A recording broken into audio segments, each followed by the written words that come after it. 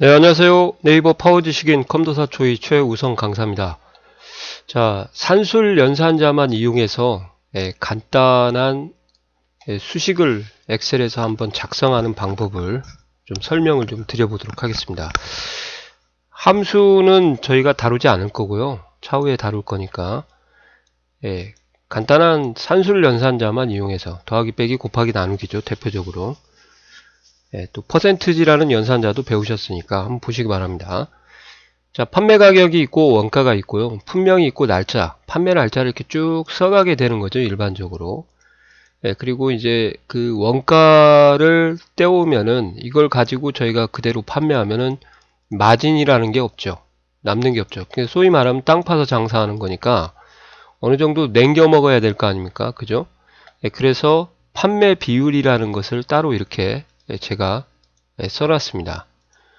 이렇게 안 써놓고 직접 이렇게 하셔도 돼요. 는하고 원가 곱하기 110%를 하시던지 아니면 소수로 1.1을 하시던지 결과는 똑같습니다. 퍼센트지 연산자라는 것은 나누기 100을 하기 때문에 이렇게 해도 결과가 똑같다는 거죠. 1.1이죠. 나누기 100 하면. 이렇게 하시고 채우기 핸들을 하시면 값이 나오는데요. 이제 중요한 것은 이렇게 해서 만약에 110%가 아니고 내가 120%를 하고 싶다 그렇게 되면은 일일이 또 수정을 해서 더블 클릭해 가지고 수정해서 이렇게 바꾸시고 또 다시 채우기 핸들을 또 해야 되니까 힘들잖아요. 그래서 이렇게 비어있는 셀을 참조하면 좋다는 거예요. 곱하기 이런 식으로 하시면 되죠. 아시겠어요? 그러면 얘만 가격을 바꾸면 전체적으로 다 바뀔 거고요. 이제 주의할 것은 이제 채우기 핸들을 여기서 저희가 할 건데 이 셀 주소에 있는 I2는 변해야 돼요? 안 변해야 돼요? 여기는 채우기 핸들에서 밑으로 증가하면 안 되죠? 그래서 배우신 대로 F4를 눌러서 절대 참조를 해서 돈을 밝게 해줘서 고정을 시켜야 된다. 그것만 주의하시면 될 것 같습니다. 그리고 나머지는 이제 채우기 핸들을 쭉 이렇게 하시면은 결과는 동일하지만 내가 115%를 좀 해야겠다 그러면 여기서 값을 바꾸면 이렇게 전체적으로 값이 바뀌는 거죠. 좀 손해를 보고 세일을 해서 팔아야겠다 그런 경우도 있지 않습니까? 그럴 때는 이제 뭐 90%를 한다든지 이렇게 하시면은 좋다는 거예요. 그리고 판매 금액은 수량에다가 판매 가격을 곱하면 되죠. 그래서 판매 가격 곱하기 교환 법칙이 성립하기 때문에 아무거나 이렇게 먼저 곱해도 상관없습니다.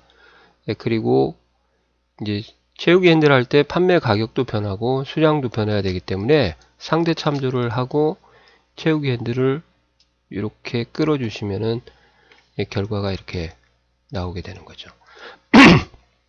자, 세금은 판매 금액의 10%를 뗀다 그렇게 가정을 할게요. 이렇게 해서 판매 금액 곱하기 10% 하든지 0.1을 하든지 결과는 똑같습니다. 부가가치세라고 가정을 하고요. 그냥 이렇게 계산을 할게요. 자, 이렇게 해서 채우기 핸들을 하시면 또 이렇게 결과가 나오고요. 그 다음에 원가 금액은 원가에다가 수량을 곱한 거죠. 그래서 원가 곱하기 수량을 하고 채우기 핸들을 이렇게 쭉 하시면은 이제 원가 금액이 나오는 거고요. 이익금 같은 경우는 이제 어떻게 계산을 해야 될지 이제 본인이 좀 생각을 좀 해보셔야겠죠. 이익금은 판매 금액에서 세금을 빼고 원가 금액을 빼서 남는 순수한 이익금을 계산하겠다. 그러면 판매 금액 마이너스 세금 마이너스 원가 금액을 이렇게 제외하고 나면 이제 여기 또 셀 주소가 다 변화해야 되기 때문에 상대 참조를 쓰시고 이렇게 하셔서 구하시면 될 것 같아요.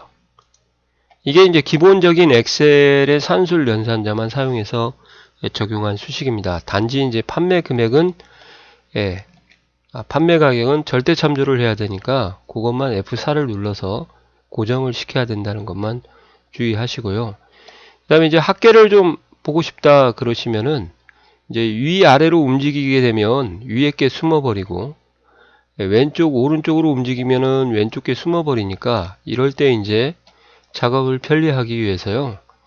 예, 보기에 가시면은 이제 틀 고정이라는 게 있습니다. 자, 틀 고정을 하실 때는 주의할 게 뭐냐면, 셀 포인터를 제가 여기다 놓으면 셀 포인터를 기준으로 왼쪽과 위쪽이 나눠지게 돼 있어요. 여기서부터 그어야 되는데 이렇게요. 아시겠어요? 그러니까 여기에다가 셀 포인터를 놓고 작업을 하시면은 좋죠. 이해가 가시나요? 여기다 놓으실 필요는 없을 것 같아요. 예, 그래서 셀 포인터를 여기다 놓고 보기에 가서 틀 고정을 하시면은 이제 밑으로 내려도 항상 틀 고정된 부분이, 이게 틀 고정됐다는 표시, 이게 선이거든요. 보이고, 오른쪽으로 당겨도 항상 이렇게 분명히 보이기 때문에 이렇게 가로 세로로 긴 문서에 고정을 시켜서 계속적으로 표시하겠다, 그때 틀 고정을 사용하시면 되고요. 여기다 합을 구하는데 전에도 말씀드렸듯이 이 플러스 이거 못합니다. 그죠? 그래서 참조 연산자를 사용해야 되기 때문에 이제 sum이라는 함수를 이렇게 쓰시고, 위에부터 차례대로 쭉 드래그를 하셔도 되고요.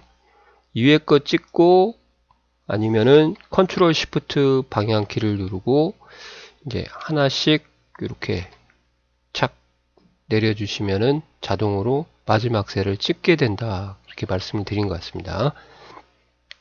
드래그 해도 되고요.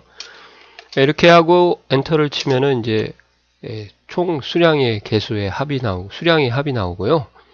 나머지는 또 새로 수식을 구하지 말고 이제 오른쪽으로 채우기 핸들을 하게 되면 셀 범위가 자동적으로 마찬가지로 E5에서 E32, F5에서 F32로 이렇게 변하게 되는 거죠. 이렇게 해서 이제 장사가 잘 되는지 이제 전체적으로 한번 마무리를 이렇게 해보시면 될 것 같습니다. 원래는 이런 것을 여기다 넣는 게 아닌데요. 그냥 수식을 보여주기 위한 과정이라고 생각하시면 될 것 같아요. 예, 이해가 가시나요? 예, 이런 식으로 엑셀로 기본적인 산술 연산식을 사용한다. 한번 샘플을 들어드려 봤습니다. 자, 수고하셨습니다.